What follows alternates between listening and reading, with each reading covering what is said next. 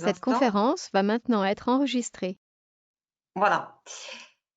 Donc, le webinaire c'est maintenant est enregistré. Du coup, je suis Agnès Vasset, j'occupe le poste de responsable grand compte au sein de l'UFOP et je suis accompagnée de Sébastien Lebeau, notre consultant formateur.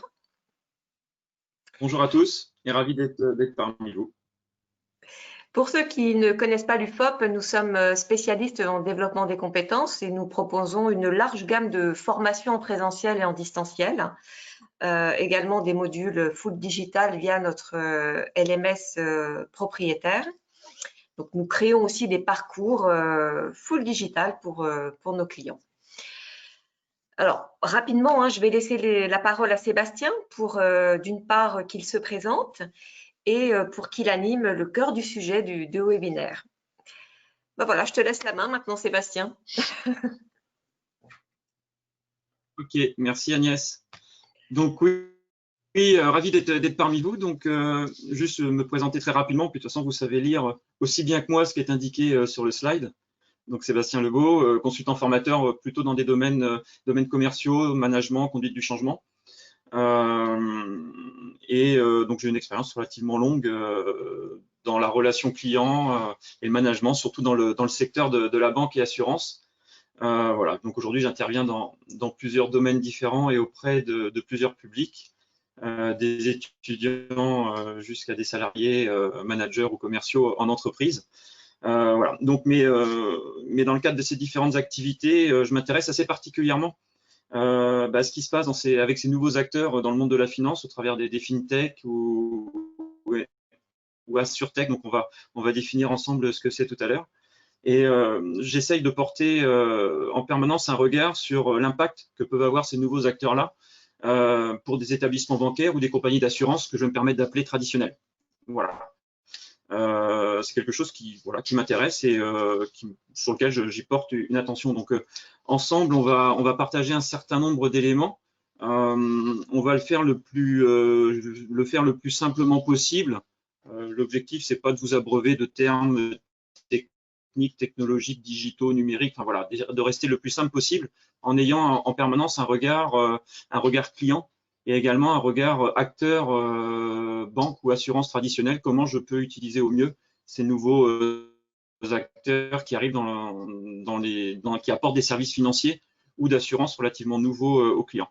Donc ce webinaire, il va se dérouler en deux parties. Dans un premier temps, on va prendre le temps de vous faire découvrir qui sont ces nouveaux services financiers, ces nouveaux acteurs, qui sont-ils, quelle place ils ont pris, quels services ils peuvent proposer à vos clients. Et dans un second temps, on va regarder ensemble comment les intégrer au mieux dans le développement de la relation client. Quand je parle de développement de relation client, je sous-entends tout le temps fidélisation des clients, parce que ça reste quelque chose d'important. Et tout le monde le sait aussi bien que moi que développer la relation client, l'objectif à terme, c'est du business, donc c'est vraiment fidéliser dans le temps ses clients. Et voilà, donc on va répondre très simplement à une question, c'est ces nouveaux acteurs, est-ce qu'il vaut mieux s'en faire des concurrents ou des partenaires? Voilà.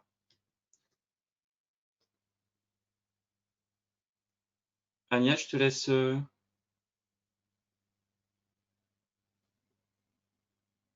Sinon, je vais enchaîner. Donc sur la première partie, enchaîner sur la première partie sur ces nouveaux acteurs, qui sont-ils, quels services ils proposent et quelle place ils ont pris aujourd'hui chez vos clients, qu'on soit dans le monde de l'assurance ou le monde de la banque ou dans le monde de l'assurance et de la banque. Quelle place ils ont pu prendre avec un petit zoom sur ce qui se passe en France. Dans un premier temps, d'une façon très basique, en termes de terminologie, on parle fintech, on parle d'insurtech ou d'assurtech, si on emploie des mots beaucoup plus français. Fintech, finance, technologie, assurtech, assurance, technologie. Donc en fait, ces nouveaux acteurs mettent en lien deux compétences expertes plus, que ce soit dans le monde de la finance ou dans le monde de l'assurance, donc des compétences humaines, avec des compétences expertes plus dans le monde des nouvelles technologies qui sont issues de la révolution numérique, pardon. Voilà. Et ces acteurs-là évoluent dans vos secteurs d'activité que ce soit dans le monde de l'épargne, dans le domaine de l'activité du crédit, de la banque au quotidien et de l'assurance, sachant que ces acteurs-là se positionnent sur des niches. On en trouve très très peu qui interviennent sur 2 secteurs d'activité identiques. En général, ils vont plutôt se spécialiser puisqu'ils font appel à des experts très très forts, soit dans le monde de la finance ou dans le monde de l'assurance, mais on est sur des niveaux d'expertise pointus et quasiment de la mono-expertise, donc soit sur le monde de la banque, soit sur le monde de l'épargne, dans l'activité du crédit, de la banque au quotidien ou de l'assurance. Et dans ces différents secteurs, ces acteurs repèrent les nouveaux besoins et usages des clients et vont leur proposer des produits adaptés, notamment grâce à leur maîtrise de la technologie et ce qui va leur permettre d'utiliser un certain nombre de robots, d'algorithmes. Là, on est purement dans le monde de la technologie et ce qui va leur permettre de proposer des nouveaux services à des clients avec des coûts relativement faibles. Si on fait un petit zoom sur ces différents secteurs d'activité, donc sur les fintechs de l'épargne.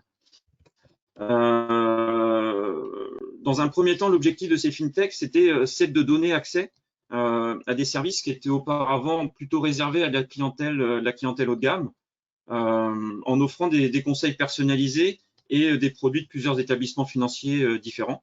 En faisant travailler des algorithmes, des robots, basés notamment sur une diversification. Et de façon très simple, le principe d'une grande majorité de cette fintech de l'Empark, c'est de proposer et de faire de la gestion déléguée ou de la gestion conseillée à des tarifs extrêmement concurrentiels grâce à des algorithmes, à des robots qui réalisent des calculs automatisés.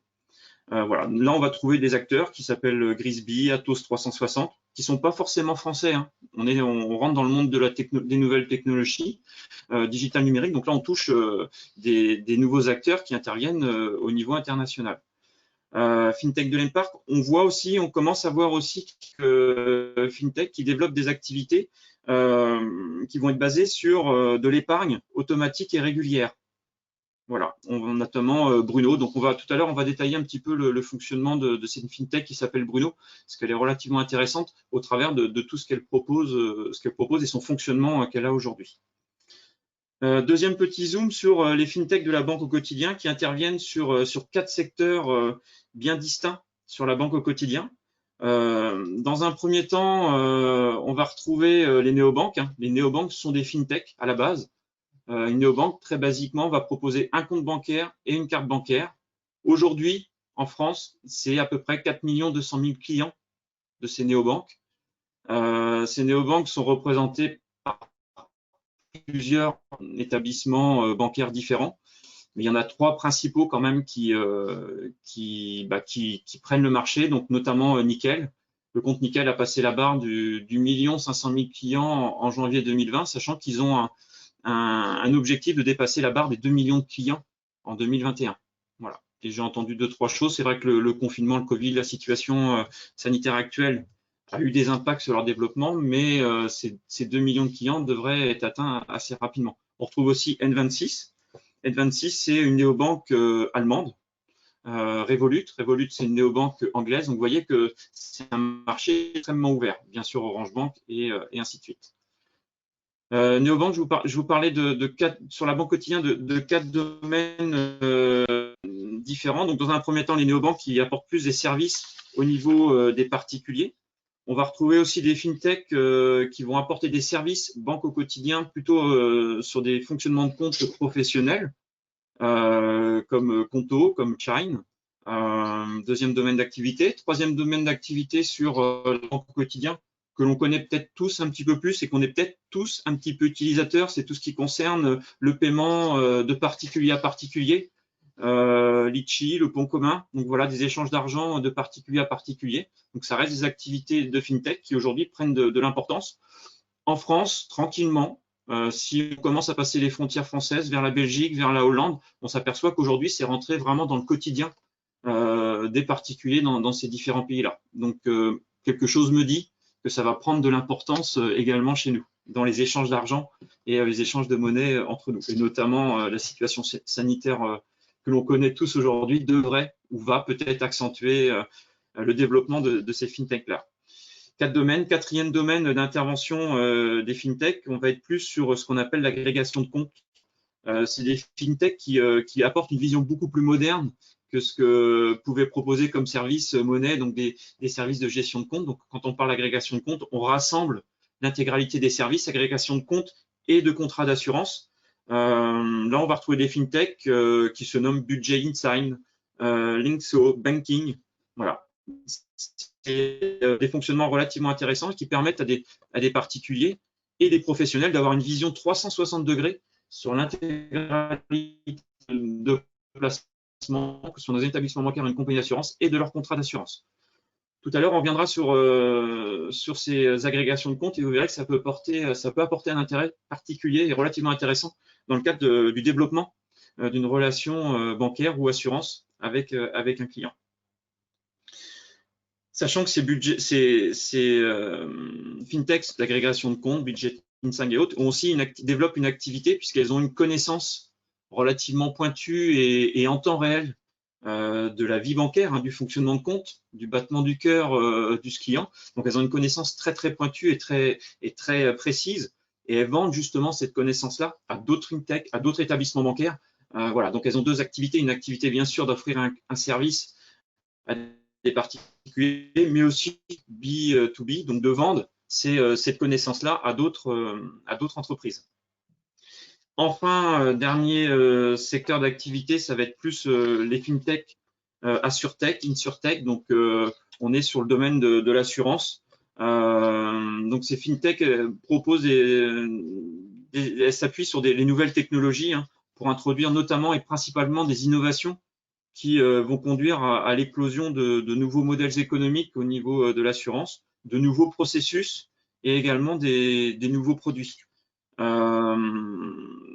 Ces fintechs, donc leur domaine privilégié sur la partie assurance, ça va être plus tout ce qui va tourner autour de la relation client. Je pense notamment à Testamento, qui est une fintech qui propose une plateforme d'anticipation successorale.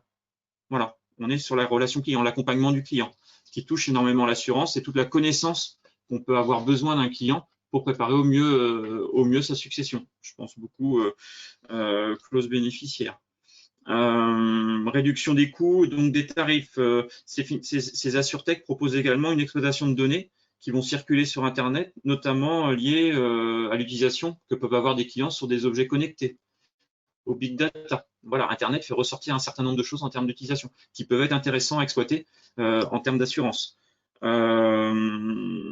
Également, l'accès à des contrats d'assurance qui peuvent être un peu plus compliqués pour certaines personnes. Je pense notamment le jeuneconducteur.com.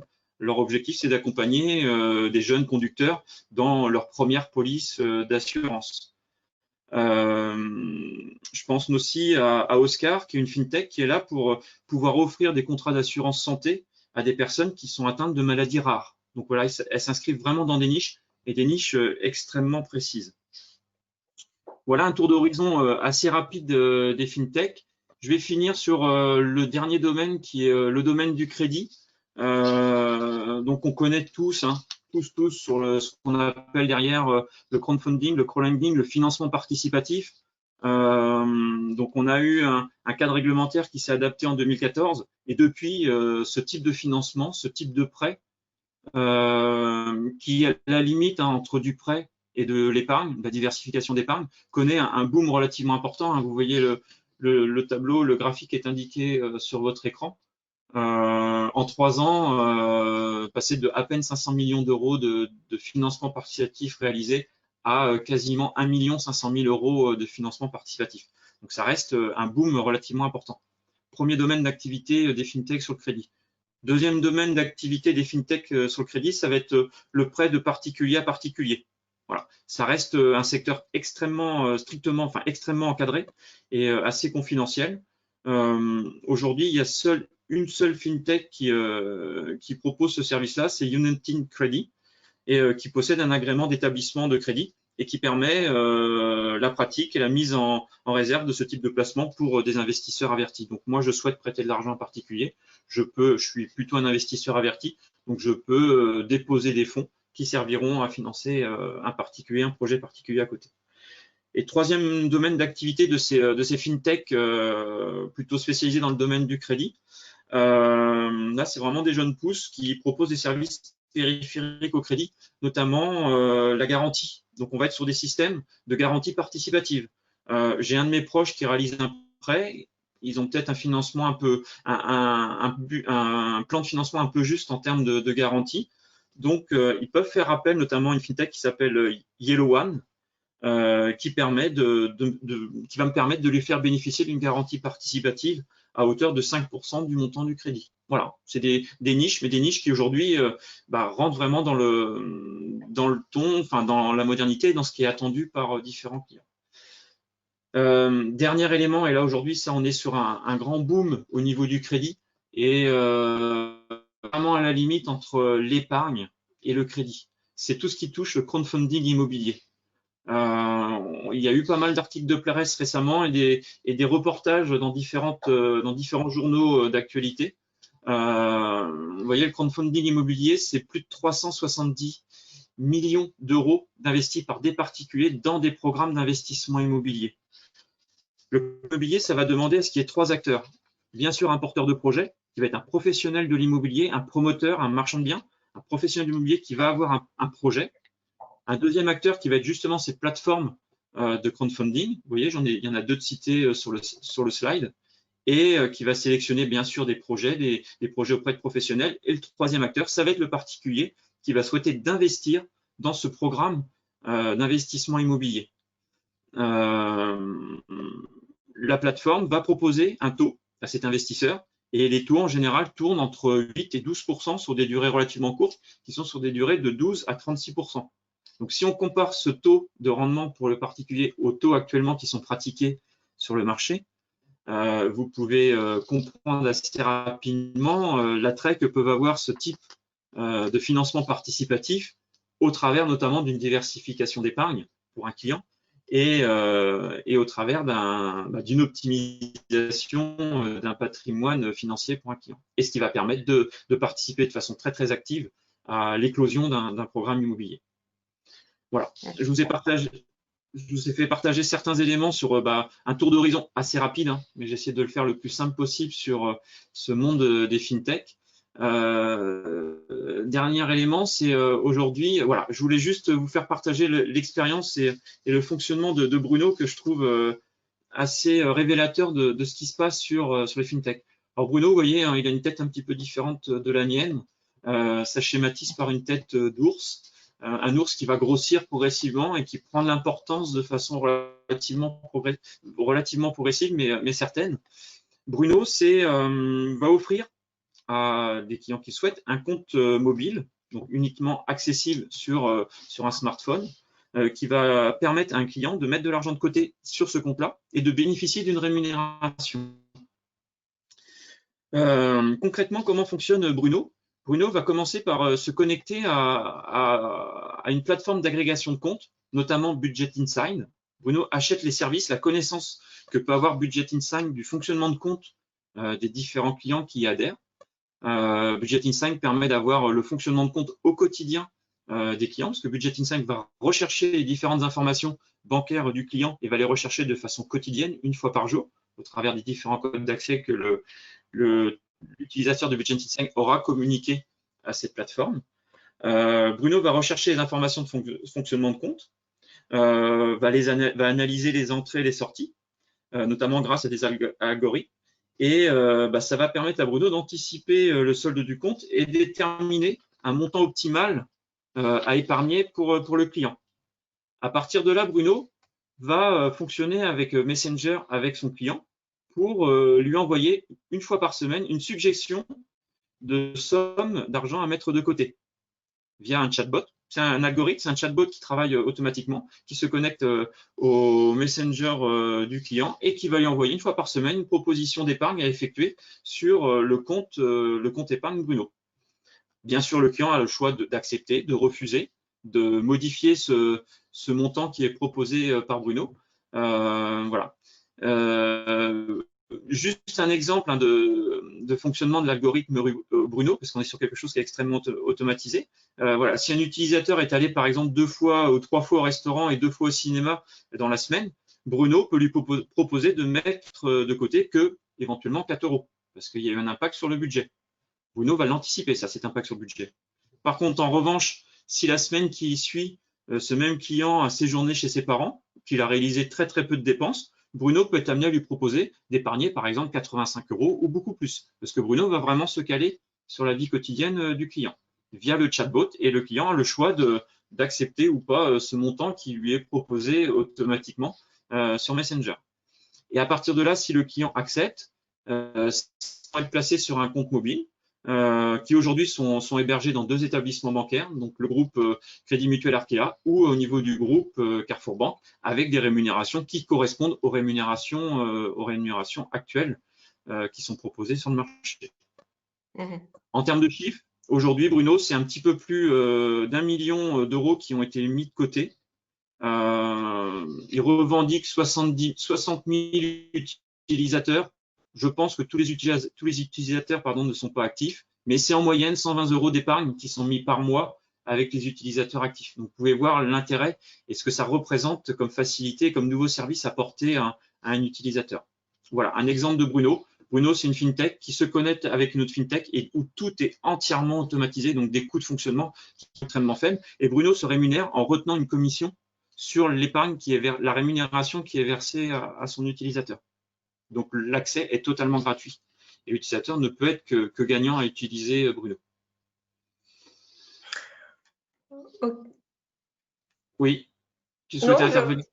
Oui, j'ai lancé une question dans le chat pour savoir si parmi vous tous, il y a des utilisateurs de FinTech.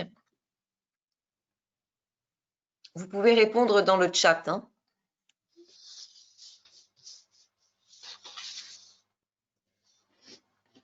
Je vois non pour Madame Fermot. Oui.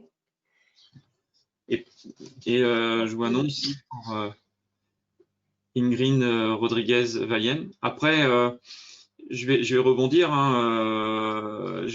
Peut-être que vous n'êtes pas utilisateur ou que vous êtes utilisateur sans le savoir. Alors justement, c'était ma question, Sébastien. C'est est-ce que on peut être utilisateur de FinTech sans le savoir? Parce qu'avec la description de l'exemple Bruno, bon là, on est obligé de savoir qu'on est utilisateur parce qu'il y a une intention qui vient de soi-même. Mais est-ce qu'il y a est-ce qu'on peut être utilisateur de FinTech sans le savoir qu'on passe par une FinTech ou une InsurTech? Je vais juste prendre mon exemple à moi. J'ai participé à des financements participatifs pour soutenir un projet local, pour soutenir une association que je connaissais bien qui avait un projet de développement. Et en participant à ce financement participatif, même au travers d'une somme très modique, qui peut être de 10, 20, 30, 40 € ou beaucoup plus, j'ai utilisé une FinTech. Et comment tu t'en es aperçu? Au travers du regard particulier que j'ai aujourd'hui avec les FinTech. Et mon exemple personnel à moi, où on peut peut-être même nous tous avoir déjà participé à un pot commun pour préparer un cadeau, une surprise que l'on fait à un ami. Oui. On peut tous avoir participé à un pot commun et avoir amendé une cagnotte sur Litchi. Ça peut nous arriver, ou sur d'autres, voilà. Et là, auquel cas, on a utilisé les services d'une FinTech sans forcément s'en apercevoir. D'accord. Je vais me permettre d'enchaîner sur cette partie-là quand je vous dis qu'on peut être amené à utiliser une FinTech sans savoir. Voilà, et donc les résultats d'une étude qui a été réalisée de 8000 clients de banques de détail dans 15 pays différents. Cette étude a mis en évidence que plus de 50, donc 4000 clients ont utilisé des services d'une FinTech. Vous voyez, c'est assez équité, c'est utilisé de façon relativement équitable sur les 4 grands domaines, avec quand même un petit plus pour les financements et notamment, je pense beaucoup au financement participatif. Aujourd'hui, avec le crowdfunding immobilier, ça connaît un essor relativement important.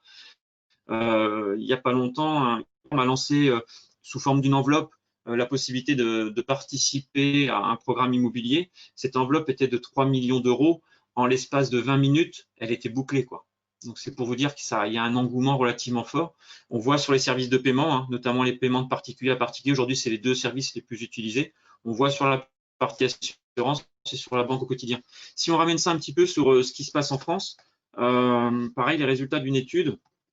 Voilà, aujourd'hui, un peu plus de 8 Français sur 10 ne connaissent pas les fintechs.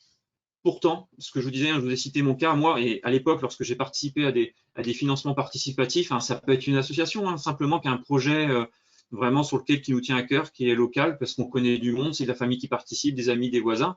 Voilà, on souhaite y participer avec une maudite somme de 10 ou 15 euros. J'ai utilisé les services d'une fintech sans même le savoir. Par contre, le chiffre en dessous peut faire un peu plus peur. Un quart des Français aujourd'hui seraient prêts à quitter leur établissement bancaire, leur compagnie d'assurance pour les services d'une fintech ou d'une assurtech. Ça peut faire un petit peu peur parce qu'un quart des Français, ça représente quand même un nombre relativement important. Oui, c'est ce que j'ai. Après, voilà. Donc ça m'offre un enchaînement. Je vais te laisser reprendre la parole, Oui, Agnès. alors donc du coup, Sébastien, si j'ai bien compris, on voit que ce sont des acteurs de plus en plus présents dans le quotidien des Français, sans aucun doute parce qu'ils répondent à des attentes précises, telles que la gestion du budget, la gestion des dépenses quotidiennes, la gestion de dépenses exceptionnelles, etc. Voilà. Donc maintenant que l'on connaît mieux ces acteurs, ces nouveaux acteurs, est-ce qu'on peut regarder ensemble comment optimiser leur intégration dans le développement de la relation client? Oui, c'est ce on va enchaîner sur ça, oui. Tout à fait. On va regarder un peu comment intégrer ça dans le développement de la relation client en évoquant beaucoup autour de cette question. Ce que je vous disais tout à l'heure en introduction, c'est aujourd'hui, ces nouveaux acteurs-là. Lorsqu'on intervient, lorsqu'on travaille dans un établissement bancaire ou une compagnie d'assurance ou une compagnie d'assurance, est-ce qu'aujourd'hui, il vaut mieux s'en faire des concurrents ou est-ce qu'il vaut mieux les positionner comme partenaires? Voilà, tout tourne autour de cette question-là. Ça peut faire peur. Par méconnaissance, on pourrait dire ah non, attention, c'est plutôt un concurrent. Et monsieur le client, non, moi j'ai pas trop confiance parce que finalement je connais pas tant que ça. Ou monsieur le client, oui, non, je comprends vraiment votre besoin et votre nécessité de fonctionner avec ce service qui est proposé, que je trouve tout à fait novateur et intéressant. Et d'ailleurs, c'est ce que je vous propose, c'est qu'on regarde ensemble comment ça fonctionne et comment, voilà, peut-être que là on peut y porter un intérêt et peut-être que un intervenant dans un établissement bancaire, une compagnie d'assurance peut en tirer des avantages en termes de connaissances clients et bien sûr et ensuite de fidélisation de la client. Donc voilà, donc on va regarder ça sur les positionner en concurrent ou partenaire. Est-ce que c'est un atout pour une meilleure connaissance client et comment faire une opportunité dans tout ce qui tourne autour de la fidélisation, parce que le maître mot, ça reste la fidélisation. Sous le ton de la blague, je vais vous dire, ça tombe bien. Moi, j'ai un positionnement et puis je vois que Thomas Burdel, directeur général d'AXA, est d'accord avec moi. Non, c'est plutôt moi qui suis d'accord avec lui. On va rester très très bien. Donc voilà, j'ai repris une phrase de Thomas Burdel. Aujourd'hui, nous travaillons avec des acteurs ultra innovants, considérant qu'il vaut mieux s'en faire des partenaires que des concurrents demain. Aujourd'hui, ce que je vous ai dit en introduction, une fintech, une assurtech utilise des moyens technologiques au travers d'experts qui maîtrisent les algorithmes, qui maîtrisent l'utilisation de ces nouvelles technologies d'une façon extrêmement pointue sur un domaine vraiment précis. Donc, ce qui leur amène à avoir une expertise très très forte. Et de là, banquiers, assureurs traditionnels se positionnent plus en généraliste, plus en accompagnement relativement généraliste, mais aussi pointu bien sûr, banque ou assurance des clients, en disant que peut-être que les services qui sont apportés par ces nouveaux intervenants sur le marché, peut-être mieux s'en faire des concurrents, parce qu'ils peuvent nous apporter certainement une expertise, apporter des services nouveaux qui peuvent être en attente de nos sans faire des concurrents. Donc ça peut être une réelle stratégie d'entreprise, se disant comment je peux m'appuyer sur ces nouveaux services, cette nouvelle expertise pour moi au niveau de mon entreprise, de mon établissement bancaire et ou assurance traditionnelle, comment je peux m'appuyer dessus justement pour offrir ces nouveaux services aux clients. Donc on voit bien des stratégies de rapprochement, de partenariat, de rachat également par ces traditionnels au niveau des intervenants sur la banque et l'assurance, et comment également je peux m'en servir pour développer au mieux la fidélisation de mes clients en accroissant et en optimisant la relation avec mes clients. Voilà, un atout pour une meilleure connaissance client. Alors moi, je vais renverser. J'ai plutôt tendance à voir toujours le verre à moitié plein qu'à moitié vide. D'ailleurs, je vous ai dit qu'à peu près 25% des Français seraient prêts à quitter leur établissement bancaire ou leur compagnie d'assurance traditionnelle pour aller vers une fintech. Si on l'inverse, voilà, aujourd'hui, on a 7 Français sur 10 pour qui le système bancaire et le système assurantiel traditionnel restent un point d'appui solide, sérieux et de confiance, sans se fermer pour autant sur les nouveaux services qui vont être proposés par les fintechs ou les assurtechs. Voilà, on a un point d'appui aujourd'hui pour plus de 7 Français sur 10. Le système bancaire et assurance traditionnel, on a beau le critiquer, on a beau souvent voir dans les journaux télévisés avec certains termes qui sont utilisés qui peuvent montrer une forme d'inconscience, mais au fond de nous et au fond de une grande majorité des Français, aujourd'hui, le système et les services apportés par le système bancaire ou assurance traditionnelle restent un point d'appui fort, solide, sérieux et de confiance. Ça reste un point là. Donc, à partir de ce capital de confiance, ce qui est important, c'est de le capitaliser pour les établissements bancaires traditionnels ou compagnies bancaires traditionnelles. Ce qui est important, c'est de capitaliser sur ce point d'appui. D'une part, pour mieux comprendre les besoins et les attentes des clients par leurs habitudes de fonctionnement de compte, par leur habitude d'épargne, par leur habitude d'assurance. Je pense beaucoup, par exemple, à Testamento. Voilà, je vous en ai parlé tout à l'heure. Donc, accompagner une plateforme pour accompagner le client sur sa préparation successorale. Voilà, ça permet de mieux comprendre les besoins et les attentes des clients et leurs habitudes de fonctionnement, de compte. D'accepter également, deuxième point d'appui important, c'est d'accepter d'intégrer les fintechs dans le fonctionnement financier des clients. C'est important. Et lorsque je dis d'accepter, c'est à tous les niveaux d'une entreprise, soit un établissement bancaire et d'assurance ou une compagnie d'assurance, et à tous les niveaux, parce que l'on touche des entreprises extrêmement importantes en nombre de collaborateurs, mais vraiment d'accepter ces fintechs dans le fonctionnement financier des clients. Je pense beaucoup à l'agrégation de comptes. Et on verra tout à l'heure quel peut être l'intérêt d'accepter justement qu'un client fonctionne avec une fintech qui propose un service d'agrégation de comptes, plutôt que d'utiliser la propre agrégation de comptes qui est proposée dans l'application dont l'entête est représentée bancaire. Voilà, ça peut amener quelques freins chez le client. Troisième point d'appui et à capitaliser, c'est de mettre en place une veille client afin d'anticiper bien sûr tous les besoins d'achat, crédit, épargne, enfin sur les 4 univers. Voilà, je pense beaucoup là au crowdfunding immobilier où on touche 2 secteurs, aussi bien l'épargne que la partie crédit. Mettre en place une veille si voilà le fonctionnement de compte, notamment pour l'établissement bancaire. Sur le regard du fonctionnement de compte, un établissement bancaire peut s'apercevoir que le client a de nouvelles habitudes d'achat, de nouvelles habitudes d'épargne. Comment capitaliser dessus? Comment effectuer une veille par rapport à ça? Je pense à Bruno.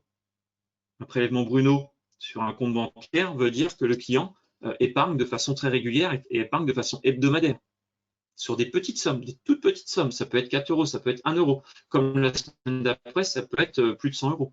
Donc, on se cale vraiment, la capacité d'épargne est vraiment calée sur la vie du compte, donc le fonctionnement d'achat, de consommation du client. Voilà, donc capitaliser sur ce point d'appui en disant que plus de 7 Français sur 10 aujourd'hui ne sont pas prêts à quitter ce point d'appui solide, sérieux, de confiance qu'apporte un établissement bancaire ou banque assurance très traditionnel. Donc un meilleur atout. Ensuite, voilà, comment aller plus loin en termes de potentialité de développement de la relation bancaire. Dans un premier temps, au travers de 2 points. Dans un premier temps, ça va offrir et ça peut permettre d'offrir pour le système traditionnel des opportunités de nouveaux rebonds commerciaux. Opportunités de nouveaux rebonds commerciaux. Vous voyez le retour d'un sondage qui a été effectué par le cabinet Deloitte. Près de 8 Français ou 4 Français sur 5 sont intéressés pour que leur banque ou leur assureur leur propose un service en dehors du champ d'action que propose habituellement ce banquier ou cet assureur. Donc, en tant que principaux acteurs de confiance, les banques et les assurances peuvent capitaliser sur cette confiance et proposer des nouveaux services, notamment en collaborant avec des fintechs ou des assurtechs. Je vais vous donner plusieurs exemples de services nouveaux qui sont proposés. Donc, une collaboration peut permettre d'avoir des nouvelles propositions, puisqu'aujourd'hui, vous voyez, 4 Français sur 5, 8 Français sur 10 sont intéressés par des services extra-financiers et innovants. Voilà. Ce qui compte et ce qui est extrêmement important, c'est proposer sans imposer. Voilà. proposer ces nouveaux services à un client, ça l'intéresse pas, mais éviter un maximum d'imposer, puisque là, le capital confiance que apporte justement cet établissement bancaire ou cette compagnie d'assurance peut être un peu fragilisé par cette notion d'imposer, d'utiliser un service bancaire ultra innovant ou un service d'assurance ultra innovant. Donc, premier point, c'est ces opportunités de nouveaux rebonds commerciaux. Et deuxième point également en opportunité pour fidéliser les clients, c'est de développer les transferts de contrats. Et là, je pense beaucoup aux agrégations de comptes, aux agrégateurs de comptes, pardon. Voilà, agrégateur de comptes permet d'avoir une vision à 360 degrés d'un client, permet d'avoir une connaissance très très fine du client, de l'ensemble des contrats que le client peut détenir, que l'on soit sur des contrats de banque au quotidien, que l'on soit sur des contrats d'épargne. Quand je parle de contrats d'épargne, que ce soit dans des établissements bancaires ou des compagnies d'assurance, que l'on soit sur des contrats d'épargne salariale, que l'on soit sur des contrats d'assurance. Aujourd'hui, ça permet d'avoir une vision vraiment 360 degrés du fonctionnement du client. Et on est sur une détention de contrat qui, avec une mise à jour sur les agrégateurs de comptes, tous les jours, au quotidien. Donc, on a vraiment une vision en temps précis, extrêmement réelle et précise du client. Accompagner un client, moi je suis banquier traditionnel, j'accompagne un client dans le téléchargement d'un agrégateur de compte. J'accompagne mon client à ce qu'il active bien l'intégralité de tous ses comptes bancaires, de tous ses contrats d'assurance sur cet agrégateur de compte, pardon. Moi, ça va me permettre, moi en tant que conseiller et gérant d'un portefeuille de proximité d'un client, ça me permettra, sans même poser des questions clients, de voir exactement tout ce que détient mon client et à partir de là, d'avoir une découverte relativement, je vais me permettre de dire, approfondie, simplifiée, une découverte extrêmement digitale et avec une vue très moderne du client en lui offrant un réel service, parce que ça permet d'avoir, d'un seul coup, je connais exactement le solde de tous mes comptes à l'instant T. Donc, pour moi, client, ça peut me permettre d'avoir une vision extrêmement précise et également d'effectuer des virements d'un compte à un autre, quel que soit l'établissement bancaire, sans forcément penser à me connecter sur telle application, telle application. Donc voilà, donc je vais apporter un service extrêmement simple à mon client avec un agrégateur de compte qui a une enseigne totalement neutre. Et moi, conseiller, ça me permet d'avoir une vision 360 degrés et puis de développer la relation avec ce client en accentuant des propositions en lien avec ses besoins et ses attentes pour à ce qu'il vous confie une gestion de l'intégralité ou d'un maximum de ses contrats. Ou même d'optimiser le fonctionnement et le patrimoine financier du client au travers de cette vision 360 degrés sur des différents contrats qu'il peut détenir dans différents domaines. Voilà. Je ne vais pas aller plus loin sur des domaines d'expertise, d'assurance vie, de compte titre, ainsi de suite, et de la préparation de projet. Voilà, donc une opportunité dans la fidélisation des clients au travers de deux points principaux. D'une part, capitaliser sur l'attente qu'ont un maximum, beaucoup de Français sur des nouveaux produits, donc des opportunités de rebonds commerciaux nouveaux. Et également, moi, en tant que conseillère et responsable du développement d'un portefeuille de proximité avec des clients, de travailler avec ces agrégateurs de comptes et d'intensifier, de moderniser, de changer peut-être aussi la façon dont je vais découvrir mon client au travers de l'intégralité de ces contrats qu'il peut détenir.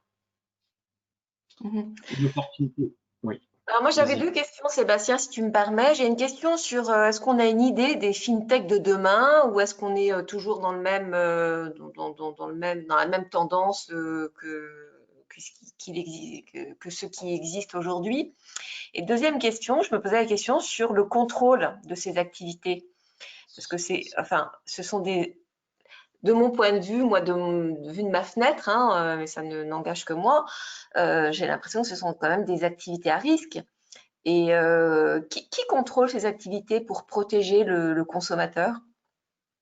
Donc l'entité de police des mouvements financiers, donc c'est la CPR. Et lorsqu'une fintech ou une assurtech touche un élément, un domaine d'activité qui est contrôlé et supervisé par la CPR, elle doit avoir cet agrément au niveau de la CPR. Donc là-dessus, il n'y a aucun doute à avoir et une fintech ne se permettrait pas de développer une activité si elle n'a pas l'agression la validation de la CPR et de tous les contrôles qui suivent derrière au niveau de la CPR. Donc là, la question. Donc il y a un cadre, oui, donc la construction réglementaire d'un cadre. D'accord. Voilà. Okay. Ensuite, pour revenir sur ta première question sur quelles seront les fintech ou les assurtech de demain, je vais me permettre de répondre par un joker. Par un joker pour deux raisons. Première raison, aujourd'hui, intervenir sur cette webconférence qui aborde les fintech, et je vous ai cité quelques noms de fintech, je reste très vigilant parce que sur les noms que je vous ai cités aujourd'hui, il se peut que demain, mais quand je dis demain, ça peut être la semaine prochaine, le mois prochain ou dans quelques mois, que ces fintech n'existent plus sur ce même nom parce elles se sont associées entre elles ou parce qu'elles ont été rachetées par un établissement. Ce service a été racheté par un établissement bancaire parce qu'on touche vraiment en grande majorité des startups. Donc c'est un monde qui peut aller très vite et qui peut bouger extrêmement vite. Donc je reste relativement prudent par rapport à ça. Et joker donc pour cette première raison-là, et joker également pour la deuxième raison, c'est qu'on est dans un monde caché. Développons-nous et proposons des services novateurs dans un premier temps de façon les plus cachée possible pour éviter d'être copié et éviter que ce service-là soit reproduit par un autre acteur. Donc, on connaît l'arrivée d'une fintech à partir du moment où elle est prête, où tout a été testé et que, comme on touche à une grande majorité le fonctionnement de compte, l'argent, ça reste quelque chose d'extrêmement important. Donc, une fintech ne peut pas se permettre de proposer un service qui va toucher l'argent du français sans être vraiment sûr d'elle et sans être vraiment sûr qu'elle apportera un produit sécurisant et qui apportera un vrai plus. Donc aujourd'hui, le développement des fintech est un monde extrêmement caché et où ça reste extrêmement compliqué de savoir exactement comment ça va arriver. Et le troisième point, j'aurais tendance à dire, mais là je maîtrise pas, c'est que je pense il y a beaucoup de choses, il existe beaucoup de domaines d'activité différents. Donc dans un premier temps, peut-être déjà se stabiliser, que ces nouveaux acteurs se stabilisent, prennent de l'importance, vont prendre de l'ampleur, ça j'en suis certain, mais se stabilisent dans leurs activités. Peut-être qu'elles vont s'associer, peut-être qu'elles vont être rachetées par des établissements ou achetées au titre d'opérations de capitalisation pour la fintech elle-même, par des établissements ou des compagnies traditionnelles, et que voilà, commençons déjà par stabiliser ces activités avant d'en développer beaucoup d'autres. Oui. Pour respecter le timing, je vais me permettre d'enchaîner au mieux. Voilà. Ensuite, pour finir et synthétiser, un petit mot de conclusion, et là, c'est vraiment quelque chose que moi, je partage avec vous, parce que là, vous évoluez dans un contexte de changement important lorsqu'on parle des fintech, et je parle que des fintech dans ce contexte, fintech ou assurtech dans ce contexte de changement. Mais ça rentre complètement en ligne de compte avec la révolution numérique et digitale que vous tous vous rencontrez dans la relation avec vos clients.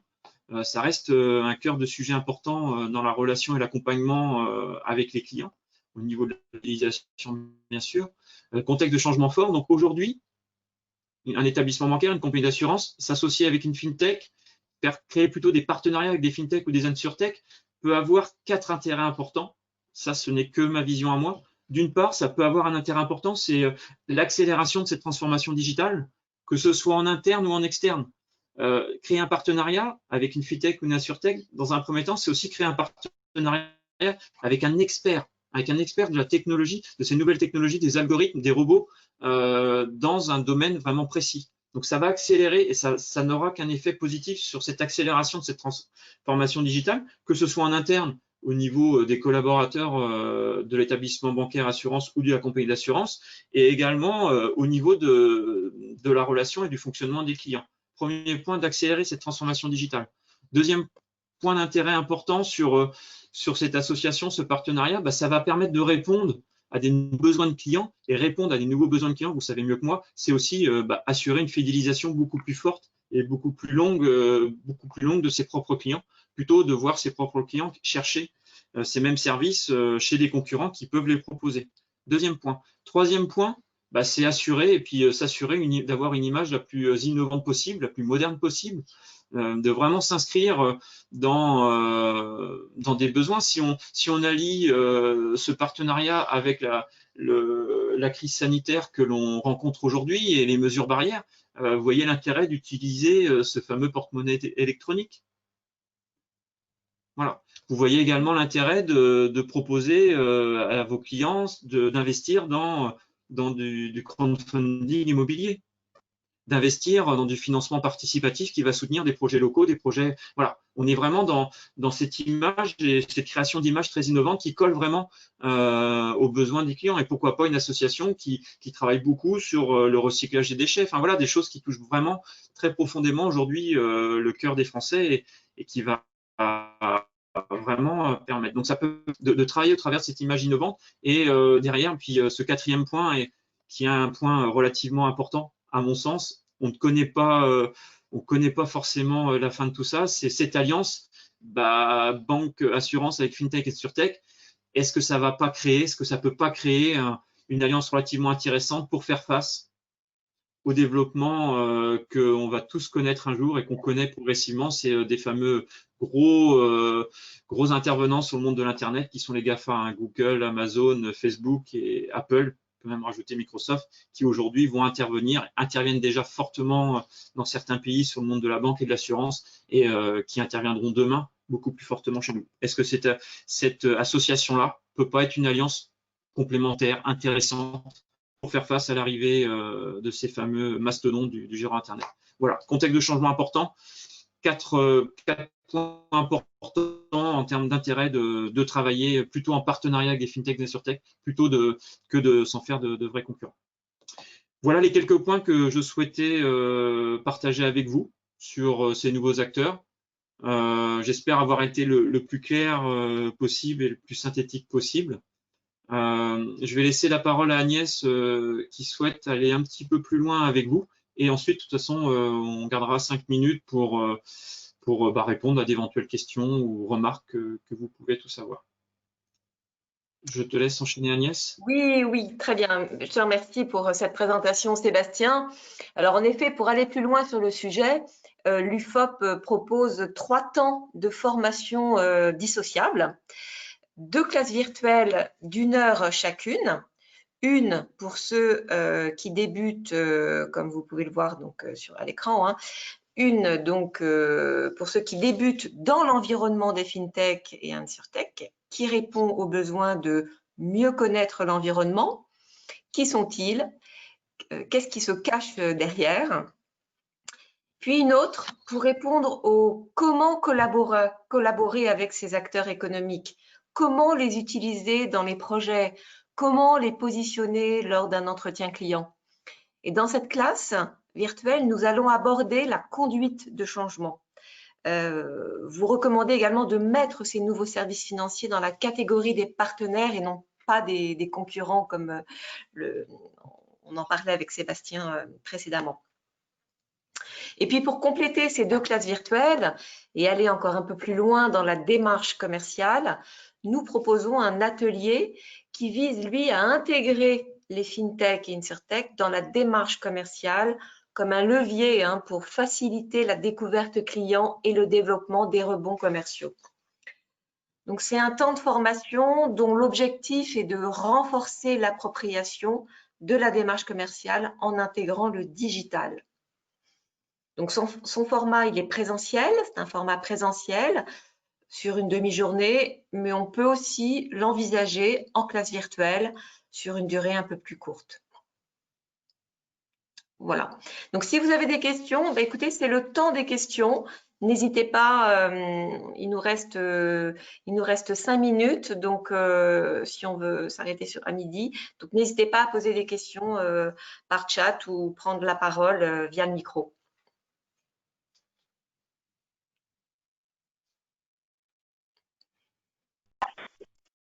Donc moi déjà je vais remercier pour l'intervention, déjà parce que j'avais une certaine méconnaissance du sujet, ce qui peut-être occasionné ma méfiance.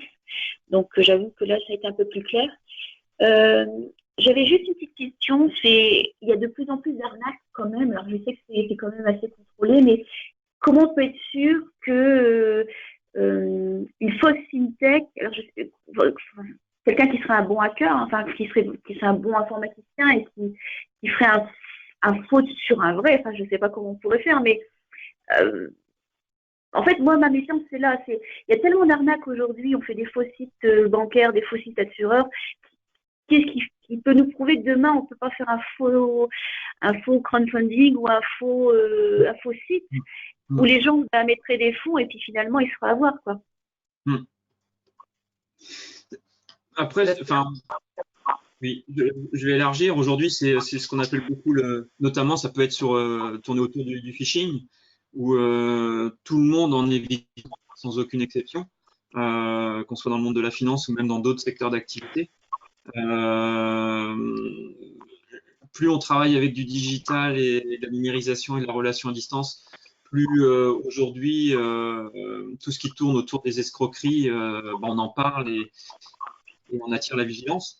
Aujourd'hui, il existe des gendarmes par rapport à ça. Il existe des gendarmes, la réglementation et le cadre légal en France a mis en place un certain nombre de gendarmes pour contrôler un maximum ces arnaques, pour pouvoir les détecter le plus rapidement possible et les stopper le plus vite possible. Voilà. Une fintech qui intervient notamment, je pense, à des néobanques, doit avoir un agrément au niveau de la CPR. Il y a un certain nombre de contrôles qui doivent être mis en place et qui doivent être mis en avant, comme un établissement bancaire traditionnel, comme une compagnie d'assurance traditionnelle.